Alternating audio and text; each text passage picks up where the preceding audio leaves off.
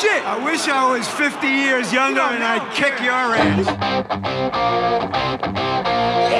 Well, fans can be the harshest critics, you know. And they often are. A wife is often the harshest critic of her husband. I thought I was invincible. That's what you're trained to believe as a sports person. There was 4 million people in Ireland who knew much more about managing football teams than I did. When it comes to music, I can spoof with the best. Your sporting career is the best time you'll have, and you know you have to hang on to it for as long as you like, because everything else is pretty crappy. And this is not lies. Stephen Rothschild has never spoken to Jim McGuinness in his life. You're welcome along to the Saturday panel. I'm joined in studio by 3 men who have sampled life around the AFL. We've got Ciaran Byrne from Louth, Cian Hanley from Mayo, and Conor Meredith from Laois are all alongside me in studio. Afternoon, lads. Thanks for having us. Thanks for coming in. We might just get your stories first and how you ended up in the AFL and your general memories of it. You were saying, Ciaran, you were asking how many games between the 3 of you played in the AFL, and turns out you're the only one who actually ended up playing it all. Yeah, so we've done pretty well between the 3 of us. We played 23 games, so we're going all right. So that was a good experience. So what was your story? When did the opportunity first come up to go to the AFL? So around the age of 16, I got a phone call from a lad called Gerard Chawley. He rang me and said, would I be interested in coming to trial down in Limerick? And I was lucky enough to be one of 16 lads to get picked out of that trip, and I went over at the age of 17 for a 2-year stint in the hope to pursue a career right there, and I was lucky enough to end up staying there for 6 years, so a good experience while it lasted, and now I'm back home in the land of Louth. Yeah, had you done your leaving cert at that stage? Yeah, I completed my leaving cert and actually did a year in DCU too, so a bit of education behind me. You were ready to go at that stage. Exactly, yeah. And when you got the call to go down to the trial, was it something you had considered previously, that this might be an option, that you might have had the skill set to go? Not really, to be honest. Like, obviously you've seen a bit of AFL on TG Carter back in the day, but I suppose it was never something that you thought about. But as I said, I was lucky enough to be one of them lads to be invited to that trip, and obviously impressed while I was there, and then went out to Australia. So the rest is kind of history. Who'd you sign with? I signed with Carton initially, so it was a Carton camp that I went to, and they obviously liked what they saw and stayed there for 6 years. Yeah, so you got your 23 games. Yeah. Do you have any regrets about going at all? No, definitely not. As I said to the lads previous, like, it was a great experience while I was there. Met a lot of interesting people. Financially, it was obviously very good because you were getting paid and playing a professional sport for a living. So a massive experience. Yeah, I do regret the injuries that I did have, which was very unfortunate, which did limit my games to 23. But a massive experience, and I learned a lot as a person and as a player too, that I can hopefully transition into Gaelic football. We'll get on to the injuries, because I think both yourself and Cian could keep us going for the next hour on the amount of injuries you've suffered. Conor, you're a bit older than the 2 lads, so we're going back a little bit further, are we, when you went over? Yeah, we're going back to 2008 when I went. Was it a similar story for you? Something similar, yeah. I was actually meant to go to Brisbane originally. I got a phone call. I was in first year in college in DCU, and I got a phone call off Graham Allen was his name, from Brisbane, and I actually thought it was one of the lads. It was early one morning, and he said he wanted to come over and talk to me for a couple of weeks, and get me out to Brisbane I ended up going for a 2-week trial, and it was all kind of set in stone that I was going to go to Brisbane, and that was the plan. But then they changed manager at the end of the season, and that fell through. So I went to another camp that Ricky Nixon, who Irish people might know, I suppose, but he's wouldn't be the most well-liked man, I suppose, around these parts. But yeah, well, I think when people associate players going over, he's the first name that comes to mind. So he was the kind of agent in charge of looking after me, but he held a camp up in Sligo, I think it was, and I went up to that, and there was five teams there. So Richmond and North Melbourne, the Kangaroos, wanted to bring me out for a week each. So I went out to Melbourne for 2 weeks around October time, I suppose, 2008, and did a week's trial with each of them, and then at the end of the 2 weeks sat down and with Ricky and the kind of development officers from the Kangaroos, and they decided they wanted to take me on a rookie contract. So I flew home and told the parents and flew back out the next week. So. And were you desperate to go and see what it's like, or because at the time, like, you were part of a really good underage Laois team where Zach Toohey, who went as well, was part of, Donny Kingston, John O'Loughlin. Yeah, we had a good crop of players back then, and it was a good time to be playing for Laois, I suppose. We were after winning the Leinster minor that year, and I think the year before I went to 21s were beaten actually, but we had a good run for a good couple of years there, but just the opportunity to play professionally for me at any level, at any sport really. I'm sure if you're into sport and you're a young man or a young woman growing up, you want to play at the highest level. So whether it was soccer or whatever it was, like I wanted to be the next Peter Schmeichel when I was growing up. So I packed into soccer around 16 and then focused on football. But then once the AFL came along, I thought, yeah, this is something I definitely want to make a go at. So I jumped at it, to be honest. Yeah.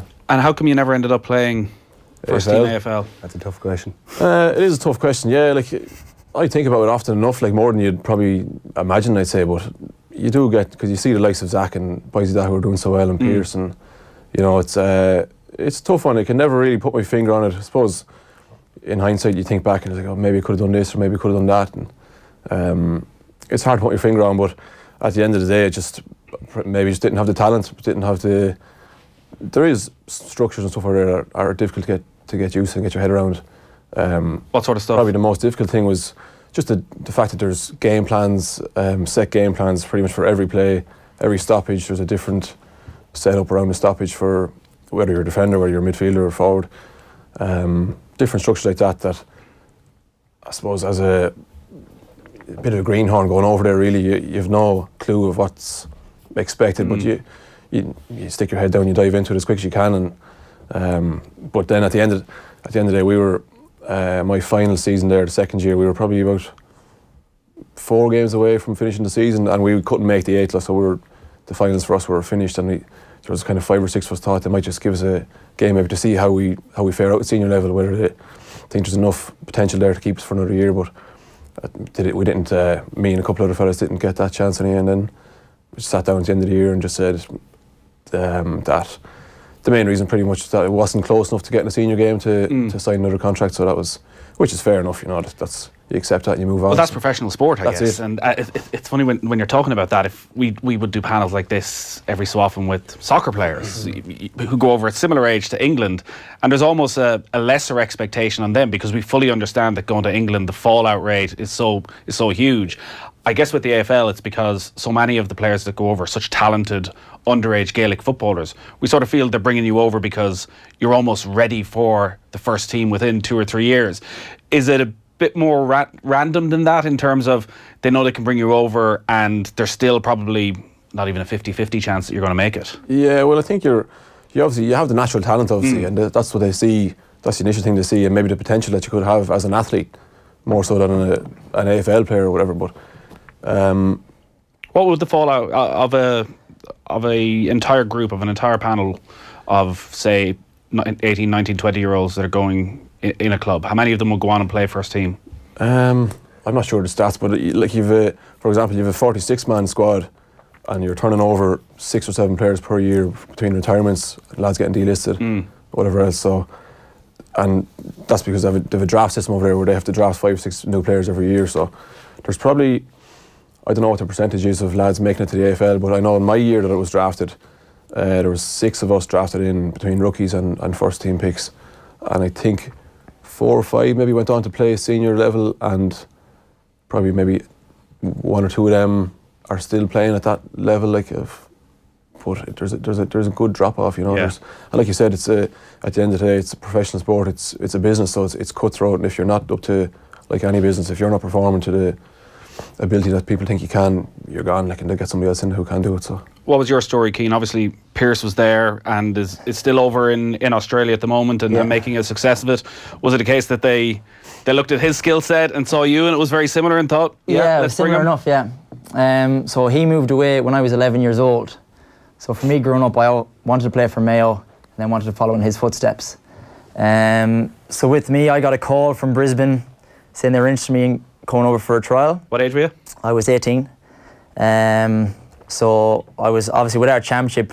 So in Connacht, if you win your first game, you could go the whole way because you got the Connacht final and All-Ireland quarter-final. But if you lose your first game, you're over. So they obviously seen Pierce, had a younger brother, was doing well with the minors. They were like, we want to come over and watch you. So they come over and watch me play a league game against Leitrim. And then from there, they wanted to bring me out on a trial. But because we kept winning, I couldn't go out. So eventually, it kind of got to a stage where they were like, well, we want to see you, but I was still playing with Mayo. And that Galway game, there was like, I'd won one kick, so a free kick at the end of the game to win it. So I was like, if I put this over, there's no way I'm going out on a trial to Australia. If I miss it, I might go out, but... Were you thinking about that at the time? No. Hope you were. So we ended up going in the whole way to the All-Ireland semi-final. And then I did my knee in the semi-final. I remember that. So I then was like, I don't know if they're going to take me or not. And then they told Mum and Pierce that Monday, so the week of the All-Ireland final, that they were going to sign me. And then did it on that weekend. So I think on there, and they thought it was a joke. They were like, no, there's no way he's done his knee. Like, it can't be. So when they signed you, did they know the full extent of the injury? So they signed me on the Monday. I did the knee in it. Mum and my brother hadn't told me because I was playing against Kerry in the semi-final Right. that weekend. And they obviously wanted me to focus on the game. Right. And then I did my knee, so then they couldn't actually... They didn't tell Mum and Pierce if they were going to take me or not. Oh, they already agreed. They couldn't go back and then they found out, but then they still took me knowing I was going to be out for my first year. Right.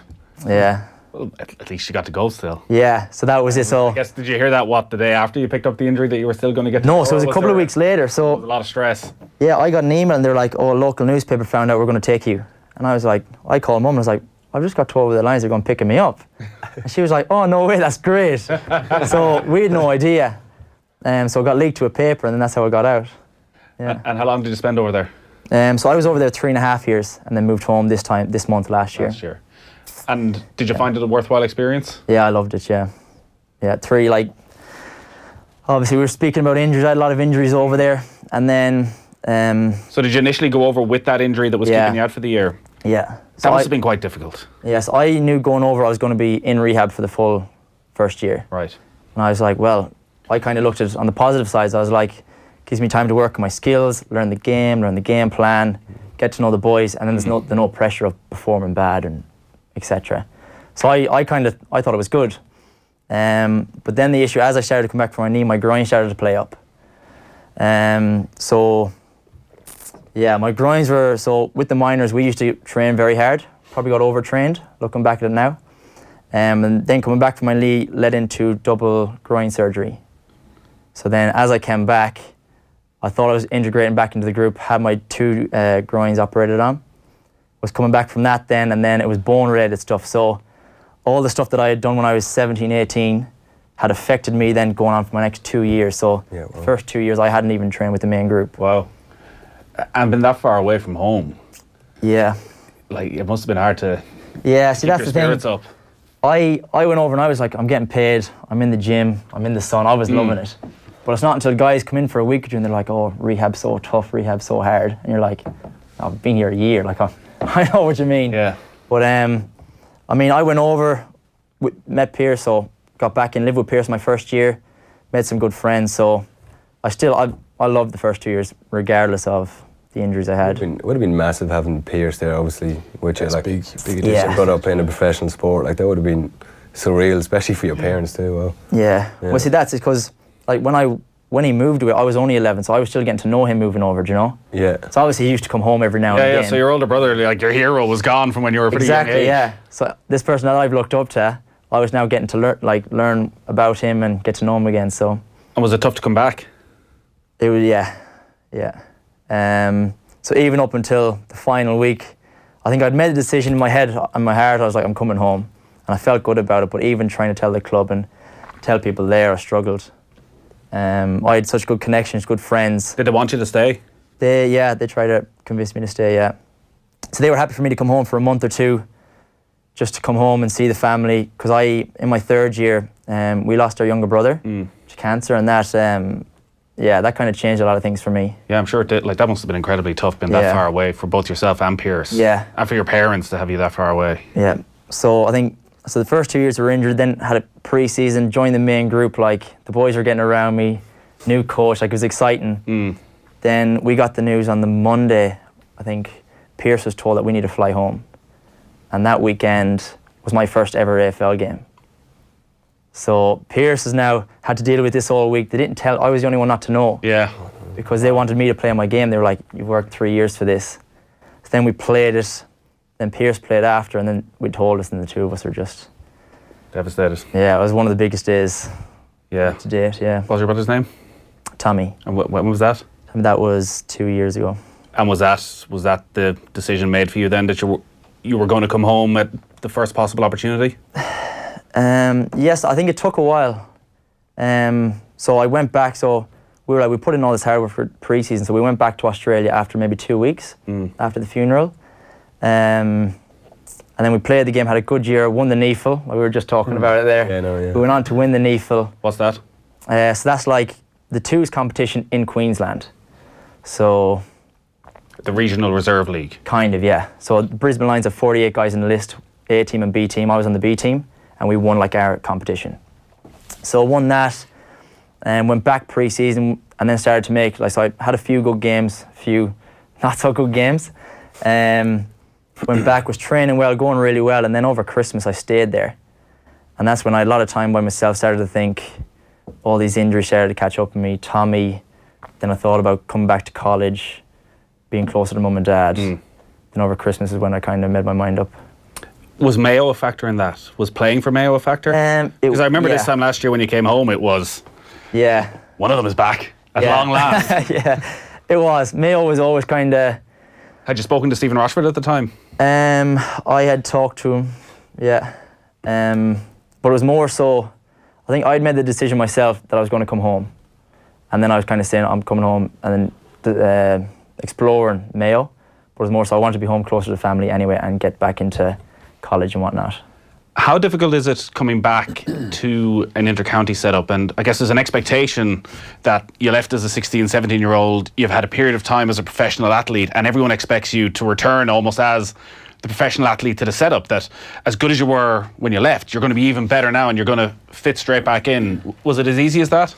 It's funny you say that. We just spoke about that before coming into the room.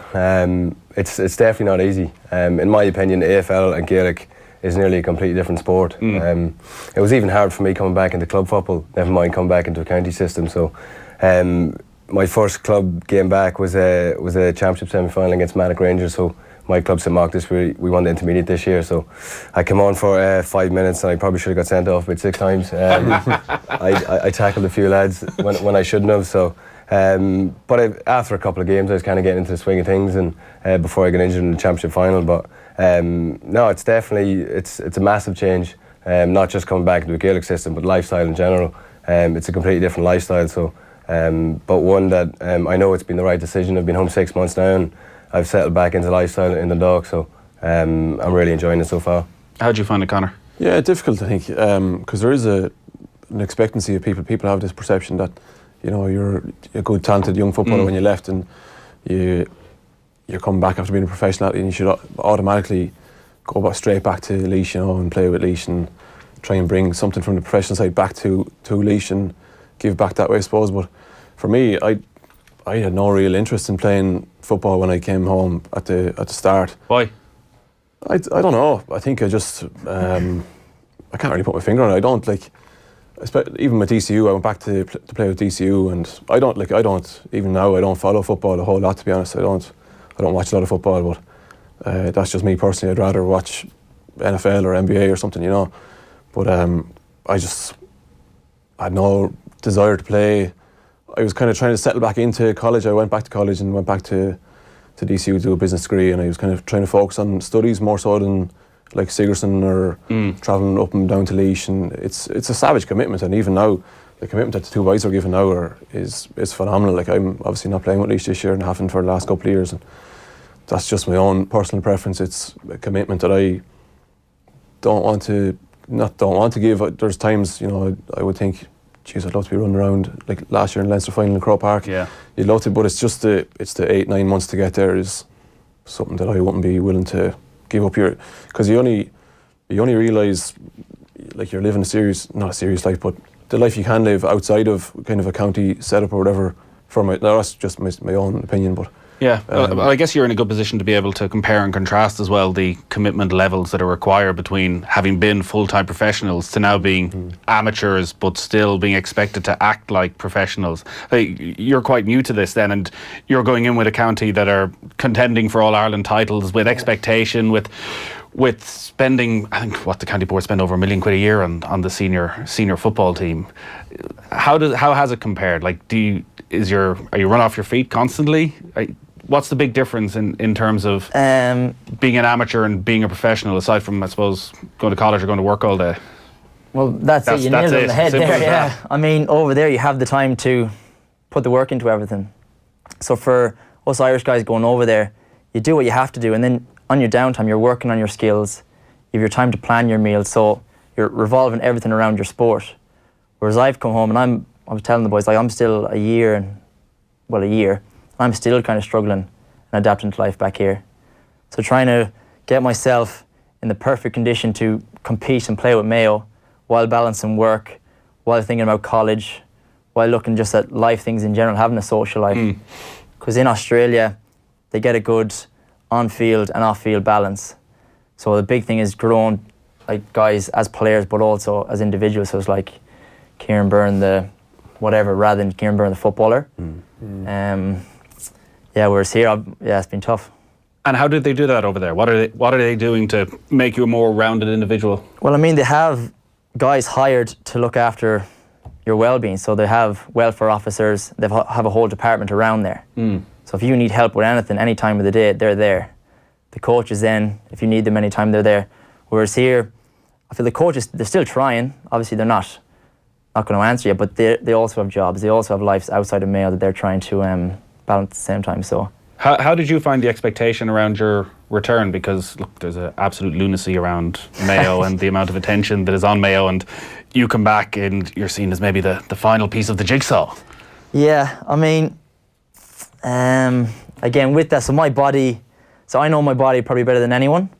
So I've just come into a new setup. The physios are getting to know what I'm like. The coaches again getting to know what I'm like.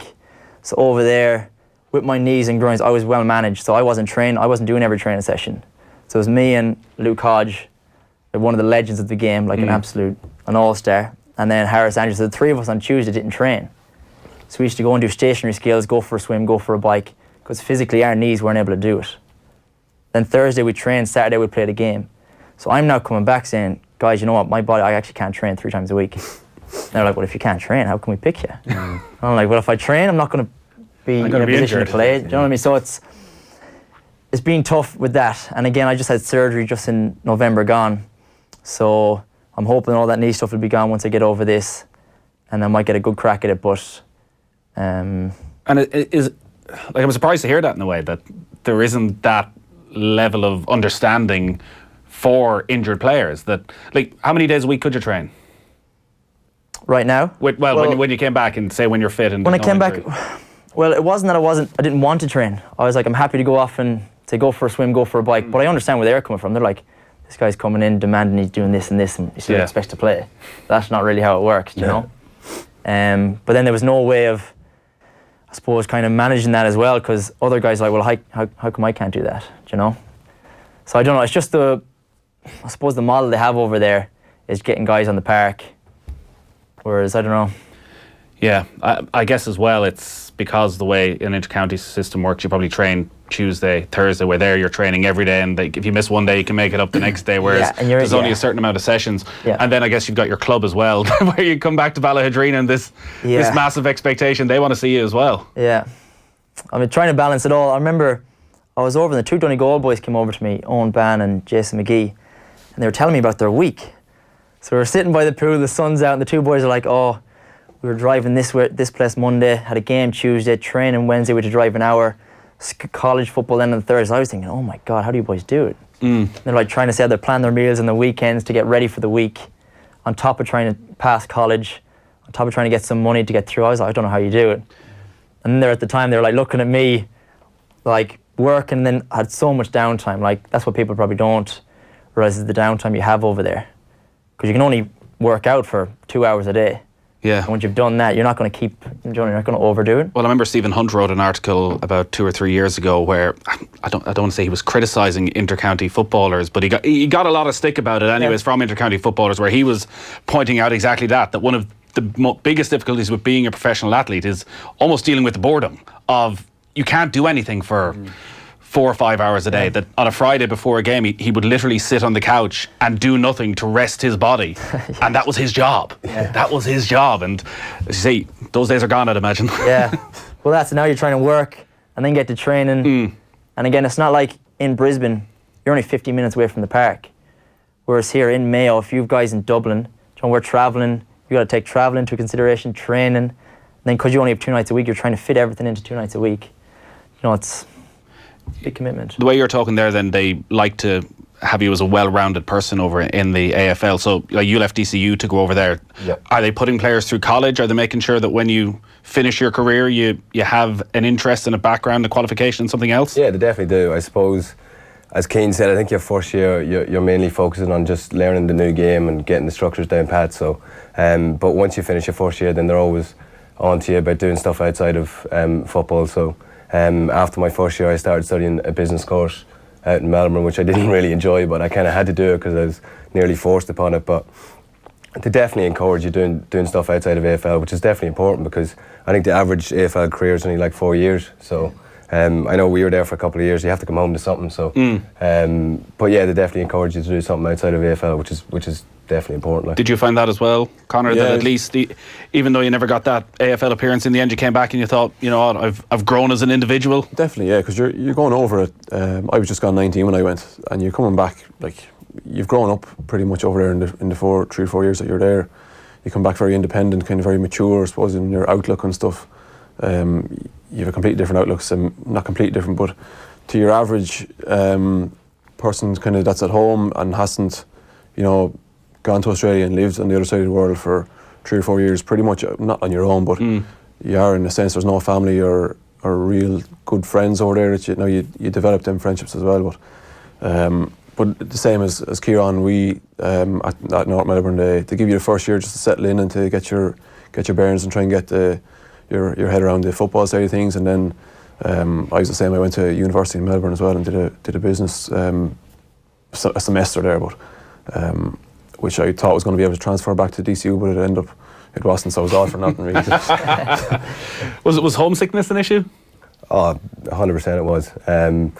Having said that, when I wasn't injured in my early years, I was enjoying every second of it because you didn't have anything else to think about what was football. So you're going to the club every day, enjoying the crack with the lads and training and looking forward to games on the weekends. But it's a different story when you're stuck in rehab and you're on your own with the physio most days, and the first thing you think about is home. But you're lucky enough, like you have the social media and that to talk to your friends and that. But homesickness is definitely the biggest thing to get used to. Listen, it's not for everyone. As I said before, you enjoy your time, but you're going to experience these times of homesickness. You're going to miss the GA, you're going to miss your family, you're going to miss your friends. But now I'm back with them now and I'm loving it. Yeah. I didn't really find it. I didn't get that homesick, to be honest. No.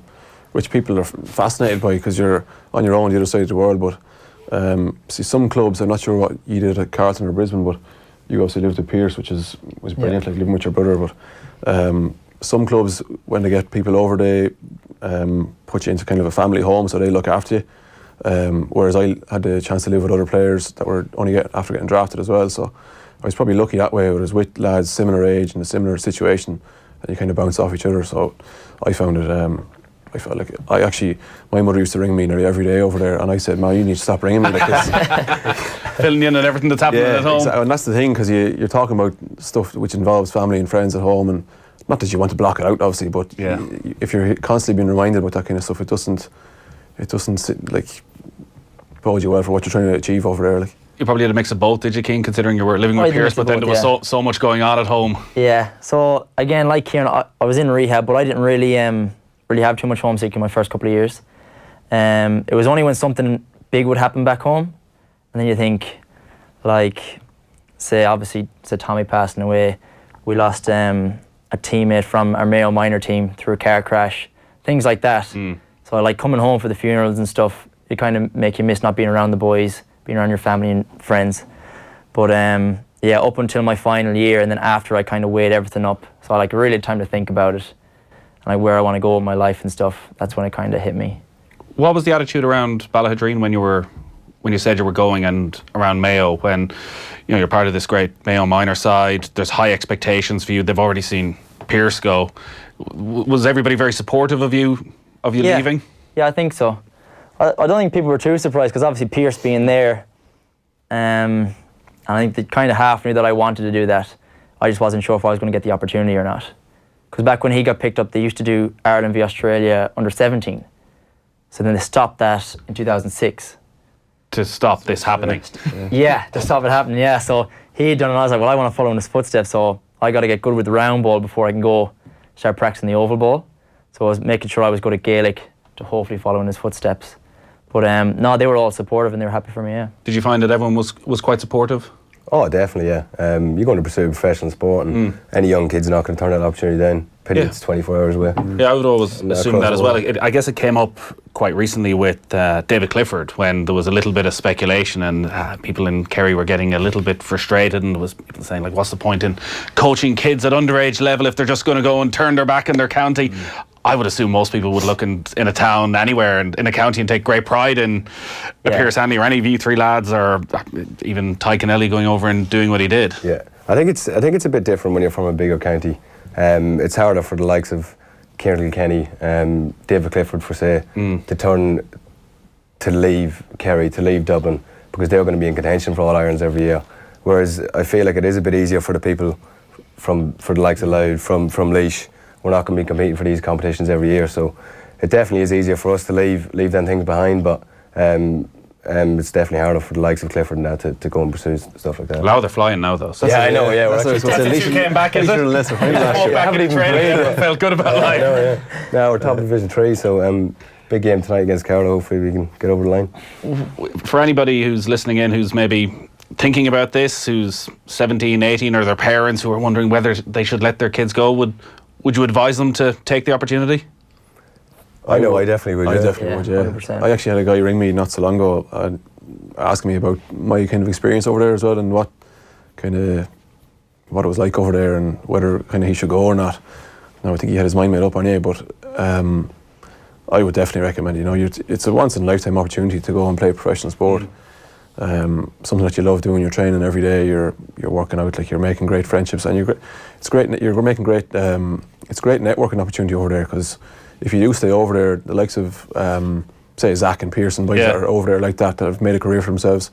There's other avenues then outside of AFL that they can go into the media, or stuff like that. Stuff that they're interested in that they want to maybe pursue. So I would definitely be recommending it to anybody who asks me. Yeah, definitely. Is it just coincidence that the two of you have had bad injuries, or do you think part of it was the fact? Well, I guess you went over came with a bad injury, but do you feel there's an increased rate of injury playing AFL? I think probably in the last couple of years, a lot of Irish players have kind of copped a few injuries, but I think that's just the nature of any sport. Yeah. No matter what you play, like I came back and played Gaelic football and I dislocated my ankle, so you can get injured doing anything. So, but that's the nature of professional sport. You're putting your body through the ringer every day, so you're going to hurt yourself at some stage. So, but me and Cian were pretty unfortunate with the injuries that we got. It's more demanding over there, but then you also have the time to put in the work in the gym and make your body more resilient too. So it's more physical. Yeah, I'd say it would be. The workload is higher, but the coaches over there are top class. They're top class, so they know what to do and what you're capable of and what you're not. Like, you're a young body. Like, you're 18, 19 years of age. So yeah. What's the biggest challenge in terms of the skill set?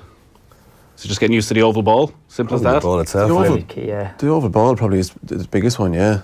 The stuff like the tackling, that kind of is a different part of it as well. Is there a way of learning how to kick the oval ball? There is a technique to it. Yeah. You can't just swing a leg. They have a skills coach who. Yeah. Did you get a lot of advice on it? A lot of it, yeah. A lot of stationary stuff. So they have everything to where your finger placement is, to where you drop the ball, to how far you want the ball down. So if you're dropping it from higher, there's more chance of it going on the side. So you want to drop it lower, so it's less like. Especially in windy conditions over there, like, it was nearly impossible to kick the ball. Yeah. It's all analysed as well. Like, you get video sessions on your ball drop and your kicking action and stuff like that, and you bring it back to basics. You bring it back to kicking a football and kicking a tennis ball and making sure it's not going here, there and everywhere. And then you try to go onto your bad foot, then that's a different kettle of fish altogether. Kicking the oval ball on the bad foot, I imagine, is quite difficult. No, I wouldn't recommend it, no. Would you have always on the sideline just been kicking the round ball as well to keep the skill set fresh? Yeah, we tended to take the Gaelic ball, so I was with Ciaran Sheen as well when we were there, and obviously Zach too, he was with us for a while at Carlton, so we had the Gaelic ball in around the club, and the boys just always slag us when we took it in and have a wee kick, and geez, the Aussie boys couldn't kick it whatsoever. Yeah, 2 left feet when they come to the round ball, so. 53106 is the text number if anybody wants to get in touch. We are almost done, lads, but Ciaran, you're back, you're playing with Louth. Well, you were hoping to go back playing with Louth. As I say, they're flying in Division 3 at the moment. What's the injury and when do you think you'll be back? Yeah, so played in the championship final with my club. I was only on the pitch 8 minutes and scored a point, which was going pretty well. And dislocated my ankle after landing on it pretty awkwardly. So 5.5 months into it now, and hopefully pushing for the end of the league. If we win that, it would be nice to play in Croke Park again, obviously. But so try and get back now at the end of March and push for championship, which would be pretty sweet. You've got Wexford, is it, in championship? Yeah. And then so if you win that, Wexford, Dublin at Croke Park. Easy one against Dublin. So nice little warm up for exactly, the Leinster semi-final. Somebody has to beat them, so hopefully it's nice. Exactly. Why not? Conor, you've just stepped away then completely. The last couple of years I have. Just other interests, kind of, and like I said earlier, the commitment that is required now is phenomenal. I've gone back and started.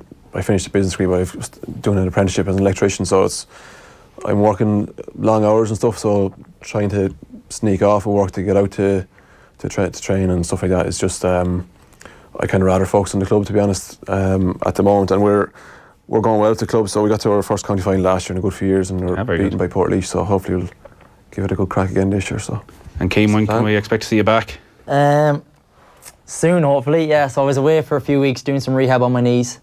So meeting up with the physio now on Monday and going through the plan for the next few weeks. So hopefully can make a few appearances this year. You'll be back for the Super 8s and semi-final and final. And good time of the year. Peak come the end of August is what we're looking for. That's the main thing. Lads, thanks a lot for coming in. Great stuff as always. That'll all be up on offtheball.com very shortly if you want to listen back. In the North London derby, Spurs have just equalised. A penalty from Harry Kane. We will bring you through that and all the rest of today's sport. Have we got an Arsenal or a Spurs fan in here? An Arsenal fan at the end. Of course, your Balladrine mate, Barry Solan's working over there. Yeah. So not a good couple of minutes for Arsenal. It is 1-1 Harry Kane with that penalty kick for Arsenal. We'll talk you through all the day's football next. Get up to the minute news updates at newstalk.com and on the Newstalk app. Ever since Liam pre-ordered the new Samsung Galaxy S10 with freedom from Harvey Norman, his feet haven't touched the ground. Quite literally, he's currently floating 300 feet in the air. I'm free! That's what happens when you're free from a contract. Free to pick your own network and free to spread your payments. Yep, Liam is finally free. Pre-order the new Samsung Galaxy S10 with freedom from Harvey Norman and claim a pair of wireless Galaxy Buds. T's and C's apply. See in store or online for details. Go, Harvey, go! Hey Skoda, find me the nearest vegan restaurant. You will arrive at your destination, Cut the Cheese Cafe, in 71 kilometres. Oh, you love this place, Bernadette. It's the best vegan cheese toastie in Ireland. Right. Worth the drive. The big